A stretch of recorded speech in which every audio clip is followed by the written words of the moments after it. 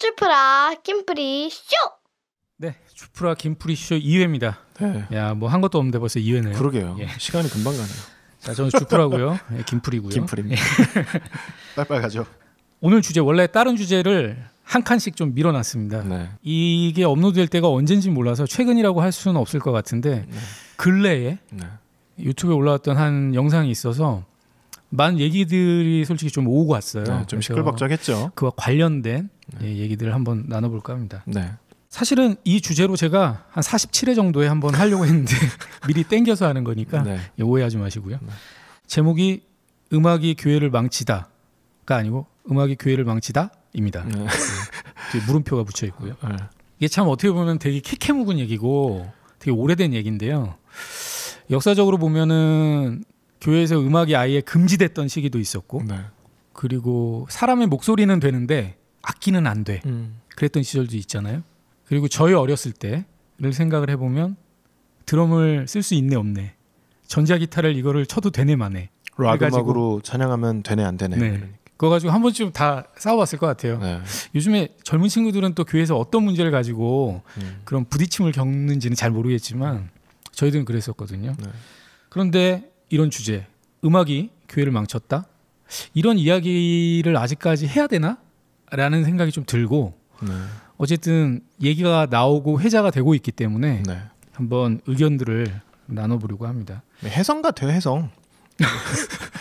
이게 주기적으로 이렇게 찾아오는 이슈인데 먼저 나눠주시죠. 저는 특별하게 이 부분에 대해서 어떤 뭐 이걸 신학적으로 해석을 한다거나 뭐 성경 구절을 인용을 해서 설명하려고 하는 거조차 크게 의미가 없다고 생각을 해요. 그냥 상식적인 수준에서 우리가 의견들을 좀 나눠보면 답이 보이지 않을까 하는 생각이거든요. 그래서 저는 이런 주장들을 보면 감정이라는 걸 왜 이렇게 무서워할까? 우리가 때로는 감정이 지나칠 수도 있고 모자랄 수도 있지만 그게 내가 억지로 컨트롤해서 될 수 있는 건 아니잖아요.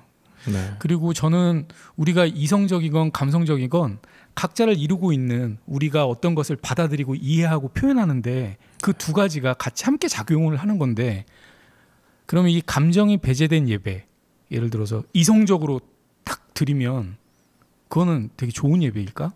그런 생각도 하고 저는 균형이 되게 중요하다고는 생각을 하지만 그럼에도 불구하고 감정적으로 좀 치우쳤다고 치더라도 그게 뭐 그렇게 잘못됐을까 하는 생각이 좀 들었어요. 주변에 몇몇 분들과 이런 문제에 크게 평소에 관심이 없던 분들 이런 얘기를 왜 사람들이 이런 얘기를 가지고 싸워? 뭐 이런 반응이 있는 분들과 얘기를 해보면 저보다 오히려 더 상식적이세요. 납득할 만한 말씀들을 해주시고 그래서 사실은 그렇게 크게 공감이 안 되고 이해가 안 되는 그러니까 다르다고 생각을 해서 한번 그분 입장에서 이해를 해보려고 많이 노력을 해봤는데 저는 사실 그게 쉽지는 않더라고요. 제 기억에 이제 중고등학교 때 수련회를 하면 특강으로 인기가 있었던 강의가 있었는데 그 토픽이 뭐 뉴에이지 음악의 음모, 뭐 아니면 락 음악에 나타난 사단의 음모, 뭐 이런 거였어요. 그래서 이제 막 락 음악 거꾸로 들려주고 백워드 매스킹 해가지고 들려주고 막 사단의 음성 나온다 이러고. 그 왜 좋은 음악을 왜 거꾸로 틀어? 그렇게 들어볼 생각 자체가 참. 그리고 사실 백워드 매스킹으로 그렇게 해가지고 그런 걸 만들어낸다는 자체가 굉장히 천재적인 건데. 뭐 악마한테 영혼을 팔면 그렇게 음악이 나오는지 모르겠지만 물론 이제 저는 사실 거기서 얘기하는 나쁜 음악, 나쁜 영성에 대해서는 어느 정도 공감을 해요. 근데 너무 100% 음모론으로 가는 건 위험한데 아무튼 그때 중고등학교 시절을 겪었던 저로서는 두 가지였죠.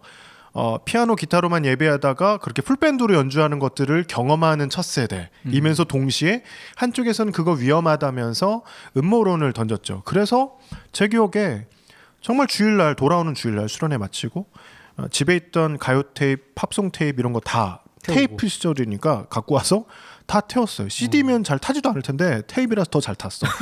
그래서 집에 있는 거 갖고 와서 다 태우고 가요를 들으면은 내 영혼이 썩는다. 이거 죄 짓는 거다. 그리고 실제 멘트인데 어떻게 우리에게 주신 한 입으로 두 주인을 섬길 수 있느냐. 어떻게 입으로 하나님 사랑요를 얘기하고 세상의 사랑도 노래할 수가 있느냐. 그래서 가요를 듣고 부르는 거 이거 죄라 그랬어요. 그래서 그 이후로 저 태웠고 이후로 저는 사실 20대 때까지도 제가 세상 음악 듣는 거에 대해서 약간 이렇게 죄의식, 자책감 같은 거 느끼면서 좀 그래서 이제 물론 이제 예배 음악 위주로 많이 들었는데 한참 더 지나고 나니까 아 이거 되게 성경적이지 않다. 그러니까 세상의 것들이라면서 이렇게 교회 밖의 문화를 다 저속하고 또 사실 그 안에 담겨진 이야기라는 게 희로애락을 담고 있잖아요. 사람의 삶을.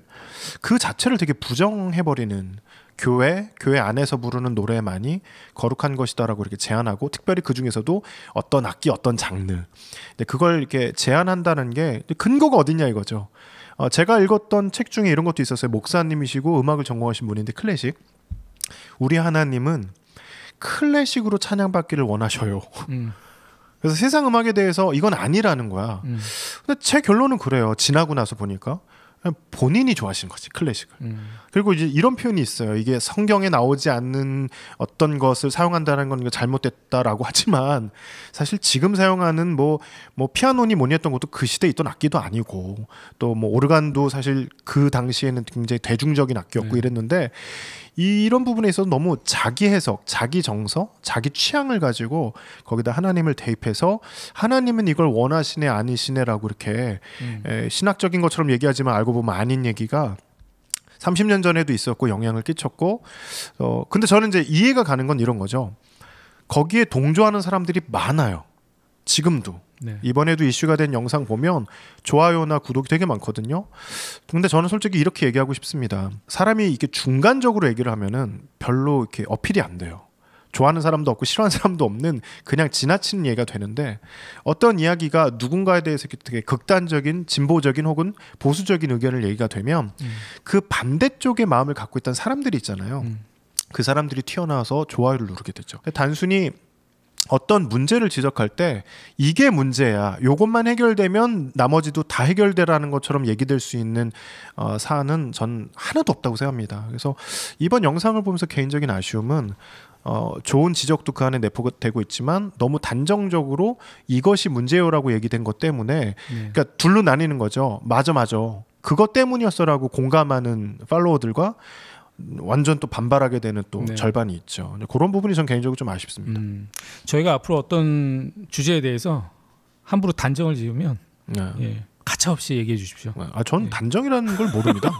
제 사전에 단정이 없어요. 단정하신데요. 그렇군요.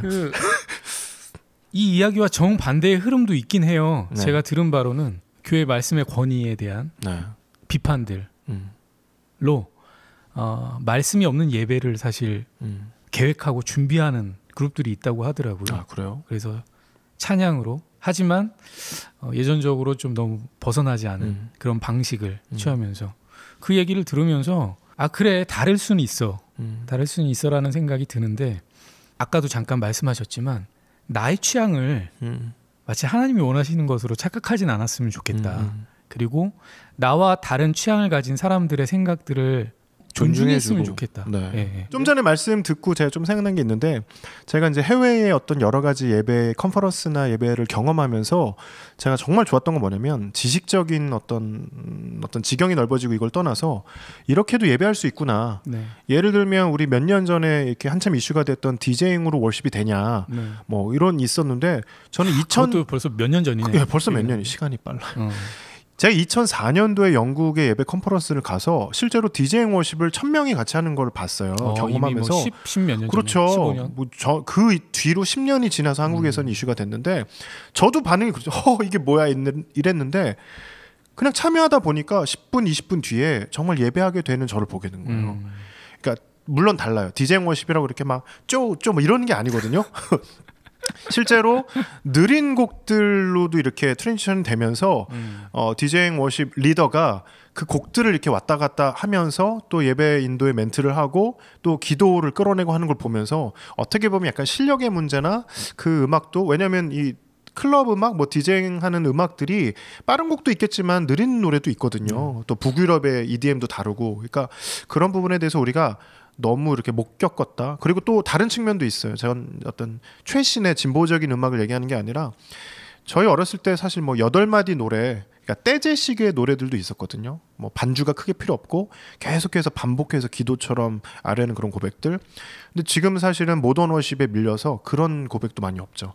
저는 굉장히 전통적인 예전 또 좀 더 클래식한 음악, 어떻게 보면 좀 더 요즘 같은 음악, 또 미래적인 음악, 다양한 음악과 표현 방식으로 예배할 수 있다고 생각하는데 경험하지 못한 것 자체, 그러니까 우물안 개구리면서 이게 옳다 저게 옳다라고만 너무 정서를 중심으로 근거로 해서 얘기하는 게 많지 않은가. 네. 저는 그런 면에서 좀 다른 얘기인데 더 많은 예배가 소개되고 또 그것이 신학적인 좀 튼튼한 뒷받침이 돼서 이거죠.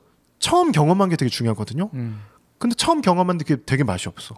곱창을 싫어하는 사람인데 처음 먹게 된 곱창이 너무 비려. 저분처럼요? 예, 저기 뭐 김모 디자이너 계신데 곱창은 뭐 애기 입맛이라 원래 그분도 사실 회를 못 드셨거든요. 근데 저희랑 같이 부산에 가서 회를 맛있게 한번 딱 드시더니 그 다음에 이제 회를 노래하기 시작하셨어요. 그렇죠.